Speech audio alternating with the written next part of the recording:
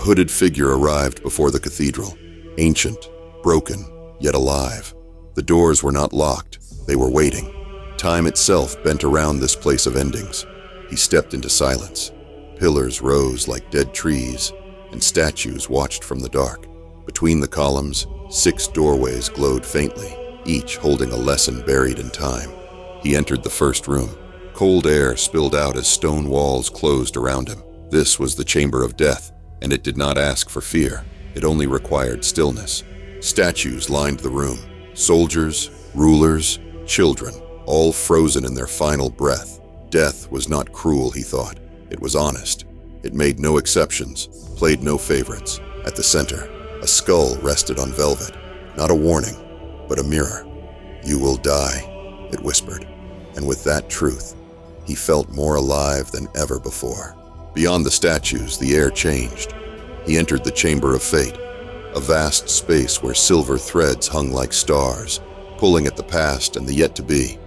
Below the threads stood statues, blindfolded, frozen in motion, grasping at invisible forces. Fate does not punish, he thought. It simply moves forward, indifferent to those clinging back. One thread pulsed gently above him, thin, trembling, his own. He could not see where it led, but in that uncertainty, he found calm. Control lies not in the end, but the walk. Further into the cathedral, time collapsed. In the chamber of time, hourglasses floated mid-air. Some ran forward, others wept their sand upward. He passed one hourglass nearly empty, its sand black, almost gone. A plaque below read, "Most men die before they are dead." He walked on, slower now, each step deliberate. He realized the sand was not his to stop, but to witness. Time was not a chain, but a mirror, and in it, he saw what mattered, the present, and nothing more. The chamber of vanity shimmered like glass. Mirrors lined the walls, each one reflecting a different version of him. Praised, envied, adored, yet none looked back with life. He watched a statue crumble, its marble face flawless, but hollow inside. Beauty fades, praise fades. All that glitters becomes dust. Vanity is loud, until time silences it. On the floor lay a golden mask, broken and forgotten. He walked past without a glance. He had no need to be admired, only to see the truth without illusion. The chamber of control was silent, except for the creak of old chains. Some hung freely, others wrapped statues in place, frozen mid-struggle, desperate to command the wind. At the center was a throne, massive, rusted, untouched. He did not sit. Control was tempting, but it was illusion. To grasp the world too tightly is to crush it. He turned away, letting the chains rattle behind him. He would not rule the storm. He would walk through it. Power was not control. It was surrender to what is. The chamber of acceptance had no mirrors, no statues, no light, but what leaked from above. Nothing was here, except space. And somehow, that was enough. He stood motionless. There was no lesson here, only being. No struggle, no grasping, just presence. For the first time, he did not search. He simply breathed. A single feather drifted from the ceiling, landing near his feet. He did not move. Acceptance was not giving up. It was awakening. He now knew what the soul must carry. Nothing.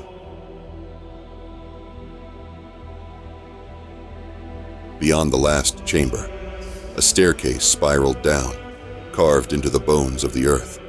He descended. The air changed. The cathedral had ended.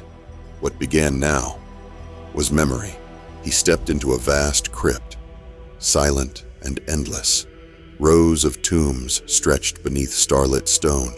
This was not a place of grief, but of wisdom, preserved in stillness. The first tomb bore the name Seneca. On its face, a scroll turned to ash. He was the philosopher of urgency, the man who begged others to stop wasting their lives. A voice echoed, not from above, but within.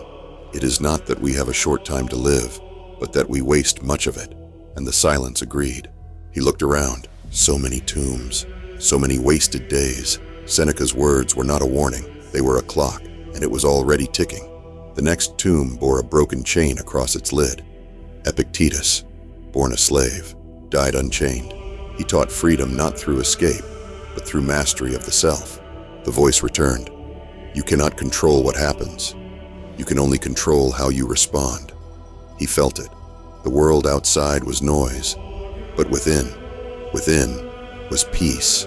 He realized freedom was never out there. It had always been how he met the moment. The world could burn, but he could remain unburned. The final tomb was carved with a laurel crown. Marcus Aurelius, a man who ruled the world, yet studied death every day.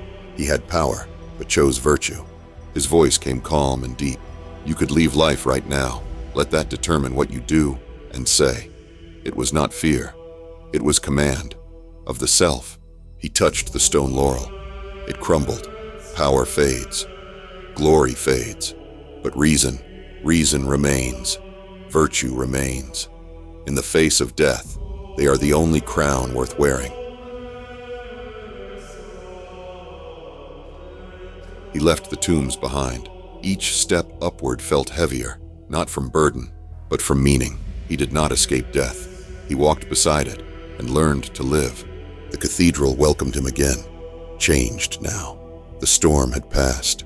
Light spilled through the broken glass, and for the first time, he did not seek an answer. He carried one. He entered seeking answers, but the cathedral did not speak. It only showed. And now, we too have seen. To remember death is to remember how to live. Beneath stone and silence, we searched for truth in the breath of the dead. Not to escape death, but to kneel before it and rise knowing what it means to live. The names we chased have turned to dust. The thrones we built have cracked. But still, something endures. A will that does not beg. A soul that does not flee. Memento Mori. Remember death and live.